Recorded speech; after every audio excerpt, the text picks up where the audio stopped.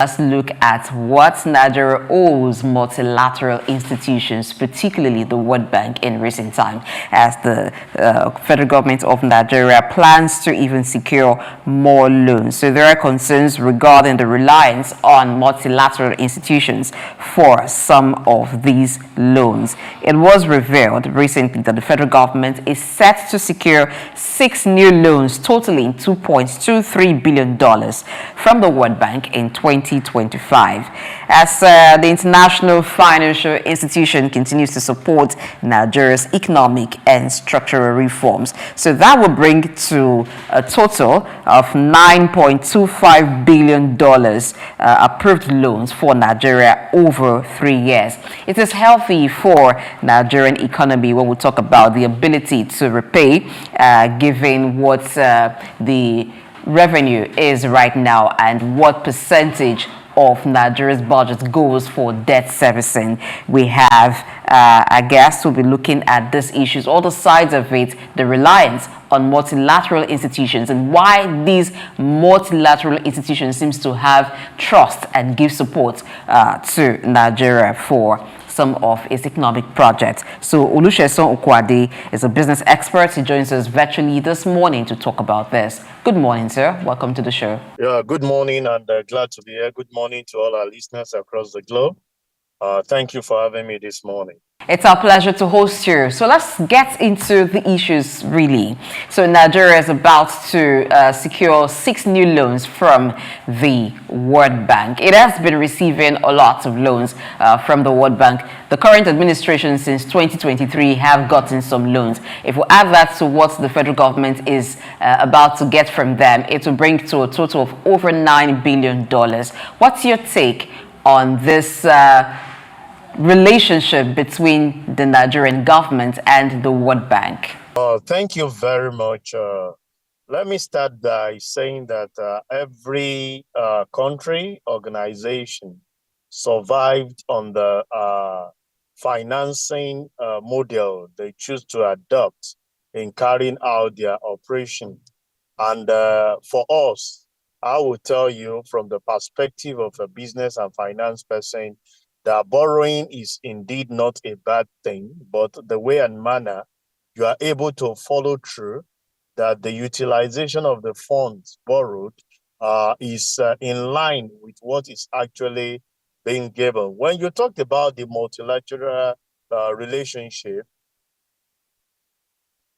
continuous borrowing of some of these things, you ask yourself, as much as it is, why is it that they are giving their commitment? Don't forget that we don't just only go to World Bank to borrow this thing. There must have been some feasibility report and some other requests that they would have made to compare. And when you compare GDP to debt, sincerely speaking, is still on the average. I think the missing link why a lot of people will say we are borrowing so much and it's become a daunting task to repay back some of these things is because there is no monitoring in terms of some of the natural resources and the endowment that we are blessed with that can generate revenue on the part of the country. These are part of the challenges. But when you look from outside, you discover that we have so much on our part that we can tap into that does not even warrant us borrowing from any multinational. I read an article that way back 1970s, you discovered that the IMF World Bank comes and approached the country. That was when we had the oil boom. And I will speak that even if oil is not the intake thing in the world as we speak, technology as we have it is really driving it. But how much of it are we tapping into to actually make sure that we exploit the net? The area where we have it, we have a lot of leakages. We have a lot of unaccountability on the part of our leaders. But those outside will feel that if you can put up a system to monitor this, we have the ability to repay back and not even to come back to them to borrow money again. So you always enhance business opportunity where there is potential. And that is what this organization has seen in us as a nation that gives room to more borrowing to us. But it's left for us on our part to see how we have a walkthrough in repaying back the loan. Two, in making sure that we reduce the level at which you borrow, even from these organizations. Mr. Sesan, for those initial brilliant submission. Like it's always said in the Holy Book that a rich person will always rules the poor as the borrower becomes a slave to the lender. Many people have argued against foreign debt as it opened the door for interference into our domestic issues and then compromising our sovereignty. What's your take on this? That can be perceived from two perspectives, if you asked me. First and foremost, why are you opening your door to the foreign partner in financing you when you have more than enough internally? It's an invitation. A borrower will come to you, and I can give it a practical example from the domestic app. I'm sure you know that the man we consider as the richest man in Nigeria do not source for funds from this financial institution. They run after him for the continuous survival of their own organization. But it's optional for you if you consider the cost of financing, if it's viable for you to sustain that. So I feel that the financial institution will continue to approach organization, continue to approach country, but it's left on your part to look inward. And I think from my intro, that is an area where we lack. On the part of the financial institution, they are not out there to enslave or to intrude into your operation. It is when you start failing in fulfilling your obligation that you see them intruding into your affairs. And that's where I have a problem with us in the country. The fact remains that there is a lot of potential that we can tap into. If we take away corruption on our part in the country, we have more than enough to even cater for the unborn children. But we refuse to have a system that works. Yesterday, I was on a particular station, and I was seeing where they said the CCTV project given in Abuja got about $4.9 million. And you ask yourself, people are doing this, and there are no consequence for non-deliverable of that particular project. That is just one. There are several of such that are happening. Where are we getting the funding from? It's still from the government agencies that we are borrowing to do. So we are financing corruption without having an internal mechanism of checkmating those activities. And that's why a lot of us have said that if we don't have consequences for wrongdoing, we will continue to mortgage our future. But it's indeed not the fault of those that are borrowing you the fund, but you on your part that refuse to have the right mechanism in making sure that some of the borrowing that you are having is used judiciously. And when some of these things are misappropriated or diverted, those that did that are actually found culpable, punished to serve as deterrent to others. That's the area where we are missing it. A lot of other countries that you see today that are actually doing fine are relying on this borrowing because it's cheaper to go that route for you to use your internally generated revenue for other development. But here we are that we go ahead to borrow, and some of those borrowing are not judiciously used for what they are meant for. And that's the missing link. If we can correct that, I can tell you that it's not a bad thing to borrow. As we speak, the United States of America has so much debt lying on them, but you will see the benefit that the citizen and the organization within are enjoying. Same is applicable even to developed clients. I think the missing link here is to block all leakages and see how we can monitor activities in such a way that funds that are borrowed today, you are not borrowing again tomorrow. I'm sure you are aware so much that was invested in the power sector during Obasanjo regime. Have we seen any improvement in that area? And the answer will be no. We still, every administration that came in was still borrowing funds for the same purpose that we've not got value for. So there is need for internal check in making sure that we do what is needful in such a way that we don't repeatedly, annually or every administration requesting for financing of the same project that is actually supposed to have been concluded years back, that those things are actually initiated. Mr. Sesan, that's quite brilliant. Yeah, people often have argued too that why do we borrow? We borrow so that we can have money to finance projects and meet the needs of the people. And you just mentioned the United States of America, who also had borrowed a lot, and we have seen what recently Dodge is doing in America, trying to cut down excesses of government, and of course, trying to also lower their aids to other countries so that the country itself can survive.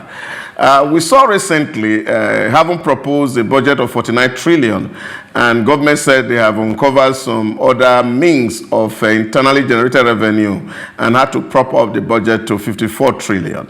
And some people had expected that government needed to have reduced the deficit gap rather than maintaining the deficit gap in the current budget. Do you think it was a nice thing to have increased expenditure without paying due attention to the debt burden that the nation currently faces? It's a wrong thing, sincerely speaking, if you ask me. The fact remains that you can't be increasing your expenditure without commensurate increase in your revenue, and you expect growth as an organization. It will not work. And those are areas where we consider that our wasteful nature as an organization does not work. There are a lot of loopholes, if you ask me, that the government needs to work on. We hear so much of recovery of looted funds. And you ask yourself, what are these recovery used for on the part of the government? It's like exchanging ends, taking it from one and giving to another. And that is the major problem where we are. The government has actually given their commitment that they've seen area of increasing revenue. Those are areas of working in terms of the tax reform that we are faced with. But you can't continue to be giving burden on the people by fulfilling their obligation without meeting your own side of the coin, by making sure that you do what is needful and what is expected of you as government. So area where we need to concentrate on is, where are the anti-graft agency? What mechanism, what system are we putting in place to checkmate? Look at what Donald Trump did. He came in and discovered that there are few loopholes where funds are actually being shared to other areas, other countries. Ordinarily, is what they are supposed to do. But you discover that those funds are unaccounted for the way it should have been. And he came up with bold decision to say we are cutting it down and we won't be able to move in that direction any longer. So I think as an individual to say government need to be intentional in the area of checkmating, putting up a system in to checkmate the activity of how we actually carry out our expenditure. It's a key area that we need to look into. You see, administration will come and go, and you will hear of so much funds being diverted without anyone actually being found culpable, without anyone being punished for that particular act.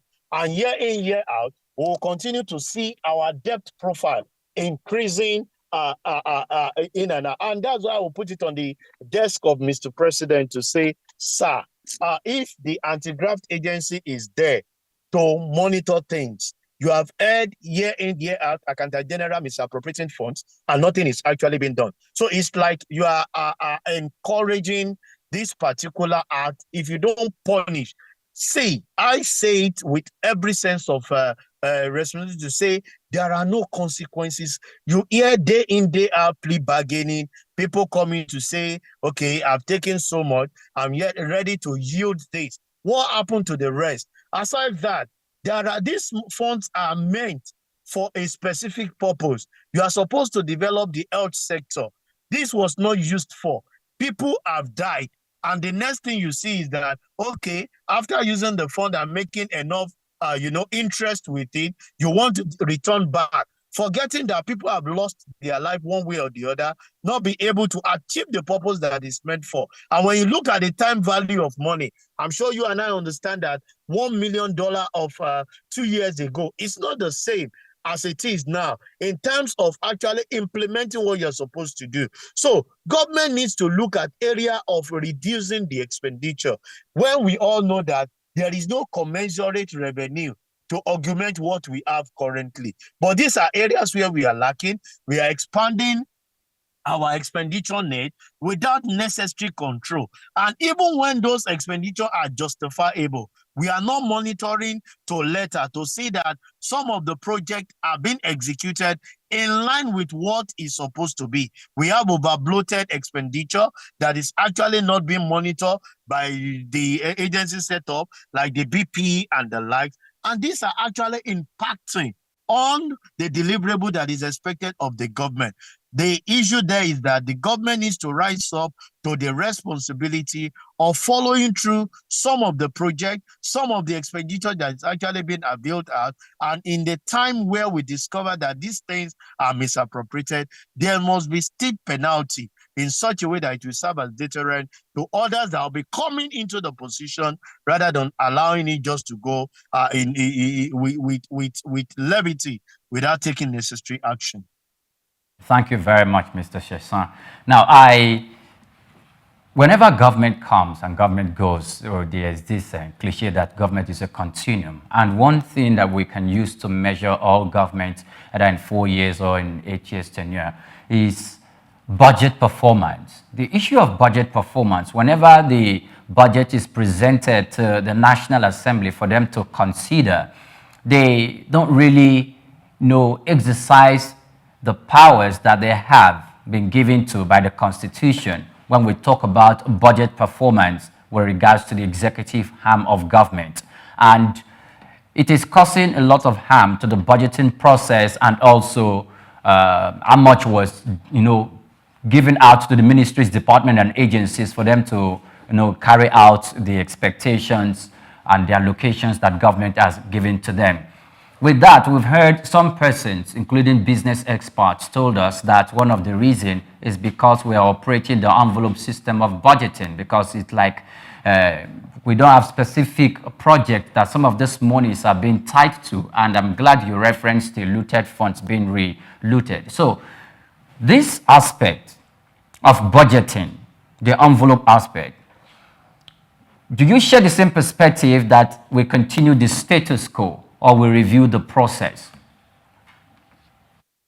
Thank you very much. There is need. The current budgetary system is zero budgeting. You allocate, and you are expected to close up by the end of the year.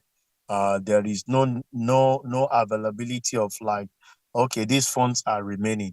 What do we need? Let's carry it over till next year. And that's why if you go to most of the MDAs where these funds are allocated to, the pressure you get from the last week of November till end of the year, when they check their balances to see that some of these things have been done, are actually being used for projects that are unsustainable, projects that cannot meet the needs that they are actually meant for at the initial stage. There is need for us to change our budgetary system, if you ask me, in such a way that we can have a carryover, like an organization we do. When we finish this particular year, you sit down, look at what was actually generated, what was actually expended. If there is a surplus in that particular year, it's reinvested back into the organization, possibly after you settle the stakeholders. But here, The stakeholders that we will be talking of is those that you are actually supposed to use those funds for in providing the social contract. So if those things are actually met, I'm sure there won't be any need for you to be saying at the end of the year you want to look for opportunity at all costs to get the funds utilized, which you have not done since the beginning of the year. What I will speak to is we are not properly monitoring the activities that we are actually doing. And that's why we have this gap that we see from different MDAs of the government. And if there are proper monitoring in the area of execution of some of those projects, you discover that so much money that is actually being provided for, it's enough to cater for some of the things that we're doing. I will continue to emphasize, remember the Ministry of Humanitarian was set up for a purpose. We brought in someone there. We saw how those funds were actually misappropriated. Up to today, we cannot even give account what is the status of the investigation that was carried out. That will come and go. Another person will come, will perpetrate such ill in that agency and all other agencies like that without further questioning. And what we're saying is that we must be able, as an organization, as a nation, as a country, to make sure that questions are asked when funds are misappropriated. And that is the duty of the anti-graft agency, the EFCC, the ICPC, to ask questions. The Auditor General is there to follow through some of these things. But what we have seen in current time is that a lot of people have compromised the responsibility being given to them. And it's difficult to even ask questions that a lot of people will say certain things before getting to power. They get to power, you ask, where are some of those things? It's just like an internal auditor who follow processes and is now being made the accountant of the organization. And you ask yourself, these are processes that you laid down, but you are now in position to actually implement some of those processes, which you set up as internal auditor, but you are beating it. But you know, those things can actually be checked, and because an internal auditor can decide to take such person to the management board. If there is no conniver between the board and the accountant, then they can actually excuse him of the job to see that, okay, they are the processes that you have put in place. Same is applicable to us as a nation. A lot of laws, a lot of policy are actually on ground, but when we deviate from it, there is nobody to actually be back on track, because everybody follow that rule to say if you can't beat them, you join them, which is actually creating a problem for us as a nation. Thank you, Mr. Sesan. Some people have argued that the Bretton Woods institutions were actually set up to rebuild Europe and America after the Second World War. And therefore, their interest is actually about Europe and not Africa. And Africa continuing borrowing from this institution has been responsible for the economic challenge we have. In that governments are struggling to increase rates to prove to these institutions that they have capacity to repay, and thereby putting stress on social service to the people of Africa.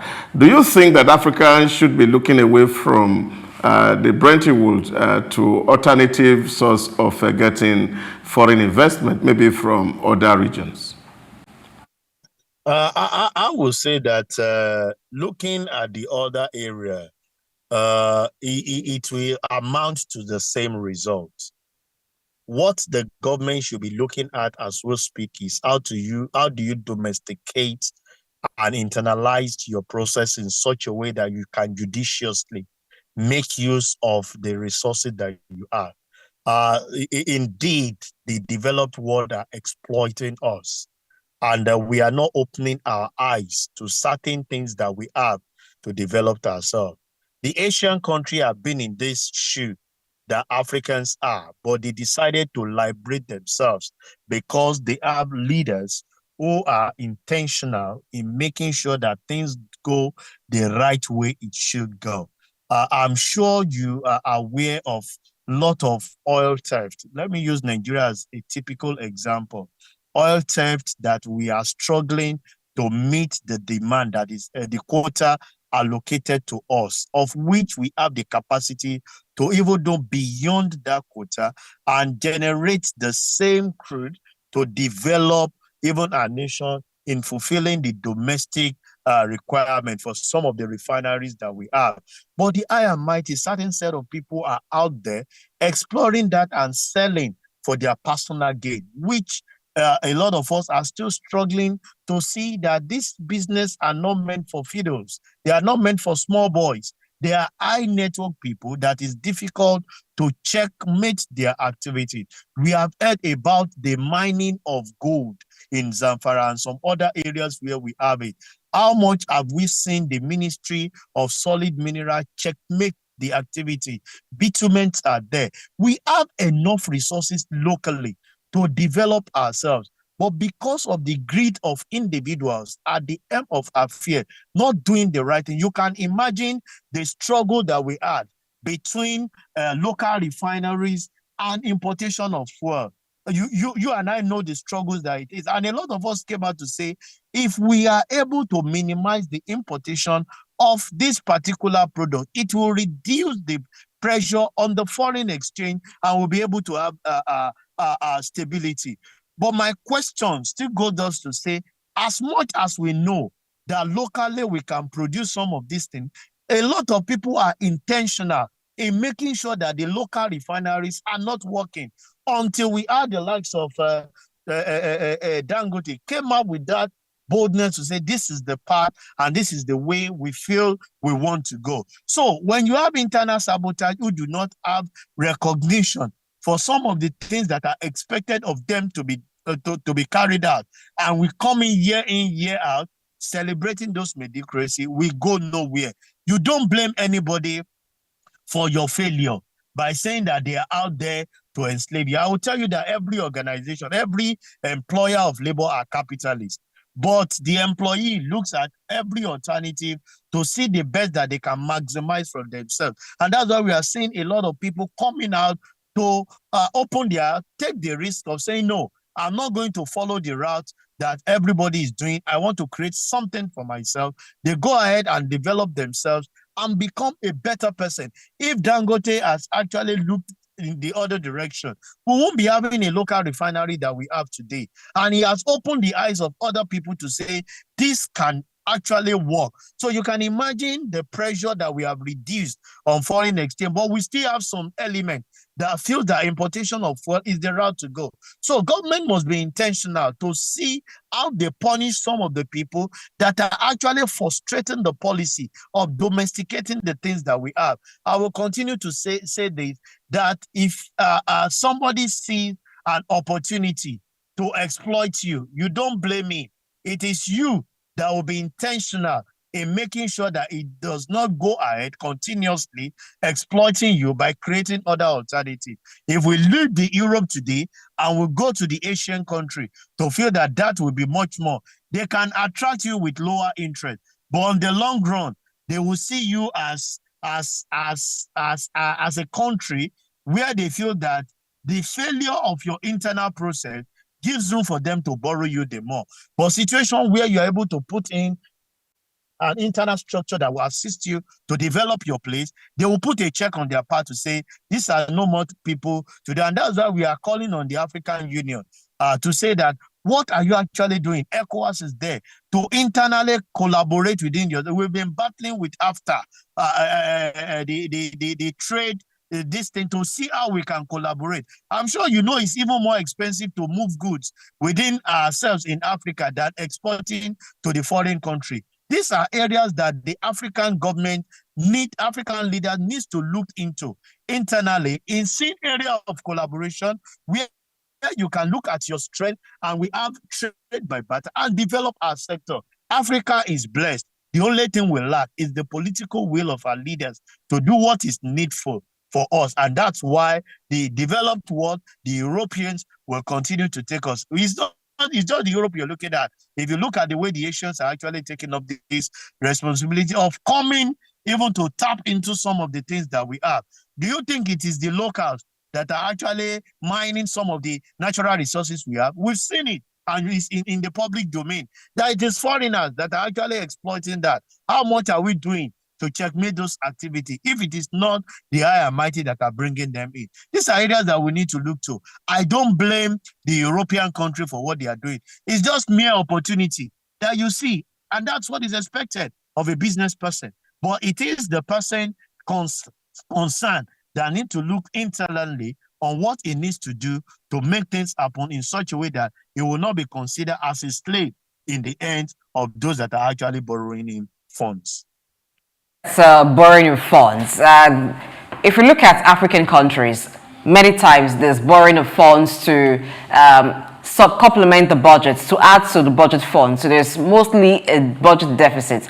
But for 2 years now, we've seen that the budget deficit Nigeria has in the fiscal budget is reducing. So when the president announced the first budget, which was around 49.7 trillion naira, and then increased it to 54.2 trillion naira, there was expectation that that new addition of fund would be used to reduce the budget deficit, but other needs were created for which that money will go into.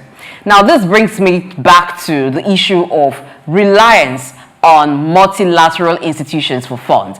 One thing we've also seen is the conditions attached to some of these loans. Now, apart from offering loans to African countries, these multilateral institutions, the World Bank, the IMF, also provide policy advice. And some of this policy advice have been criticized. One of them is the condition that was attached to Egypt securing a loan from the IMF, which was currency devaluation. Now, what's your take on the reliance and the conditions that comes with such reliance affecting and its effect on development in Africa? Thank you very much. I will tell you that it is the responsibility of some of these borrowers to see how they can assist or guide to protect the fund that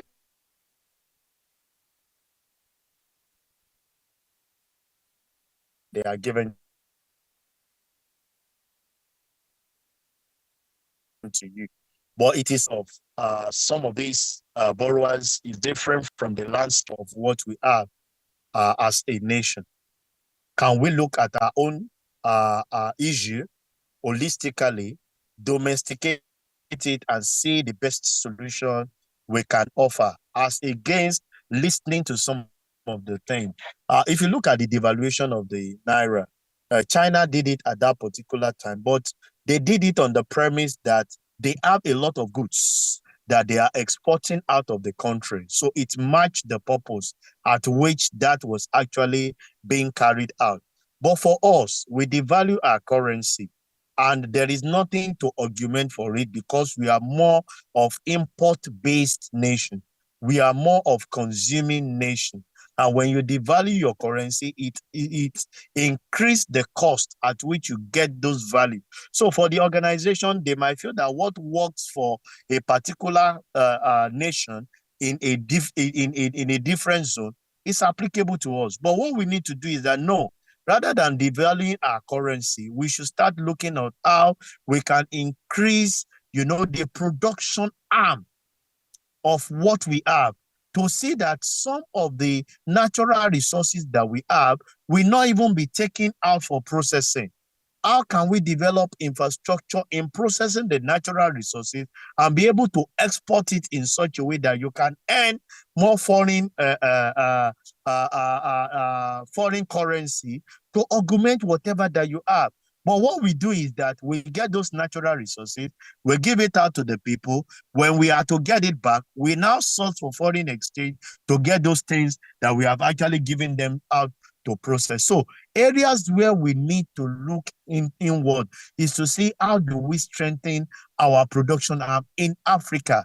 You might have a country that have the labor that you can actually move some of these things to. What you'll be doing is that you are developing that particular country by providing the natural resources that you have, and they will in turn give you bad accrual. So domestically, the fund is being circulated within the African setting without any interference from outside. I'll give you a typical example domestically. There was a time that Lagos State was having an handshake with Kebbi State in the production of lake rice. And what that does is that Lagos State have the consumption capacity and Kebbi has the vast land where they can groom that particular thing. So there is guarantee of supply to the state for them to sell. And that on its own was able to generate enough revenue for that particular state to develop. You consider your area of strength, you consider your area of weakness, and be able to have that collaboration among. And that's the area that the African leaders supposed to be speaking to. It's as a person, it annoys me when they tell you that the Europeans are intentional in enslaving us. No, they are out there to carry out their own business the way they feel it should be done. It's now left for you as an individual to internalize your process and say, no, even when I get money from you, this is how I intend to go about it. And when you're able to do it the first time correctly, the second time correctly, they leave you and believe that you know what you're doing as against what they are providing to you, because they don't understand the local process more than you, that you're actually getting the fund. But situation where they get to know that when they give you the opportunity to carry out some of those things, their own the repayment is threatened. So they want to prevail over you to say, you are not doing it right the way it should be, but we are suggesting this to you. A lot of these things that have been done are in advisory capacity, which is left in your hands to see whether you actually carry it out or not. But most of the time, we fail to actually implement things the way it should be done because of individual greed and some of the things that they are doing. Thank you, Sesan, for the submission so far. You have spoken so much about the principle of effectuation in Africa, where we'll need to rely on what we have to develop our environment. Don't you think that there's also the problem of over-promising by the political elite of the things that we don't even have the capacity to do, that is actually leading to this external borrowing? How can the governments in Africa engage in frank conversation with their citizens to know the limit of their resources and what it's able to provide? Yeah, I think I would consider this to be a two-way thing. We, the followers, have so much expectation from the government, which is not bad. Looking at the affluence, looking at the way our leaders display some of this wealth to our face. But I think it's high time to put a system in place that monitors the activities that we're doing. There is nothing like, I won't want to say over-promising. If you say over-promising, it seems as if that problem is not there. The problem is there. There is capacity to do it. I can tell you, there is capacity to do it. But the mere fact that we are not accountable and people are not answerable to the citizen give the leeway to see a lot of things being done without asking questions. If you ask me, with year in, year out, a lot of promises have been given in terms of improving our generation. Is it that we don't have the funds to actually carry this out? The answer is no. But when those funds are actually invested in that particular project and it is not judiciously used, nobody asks questions. And we come back in another year to start seeing how we'll look at funds again to do what we're supposed to have done. A typical example is that which I gave.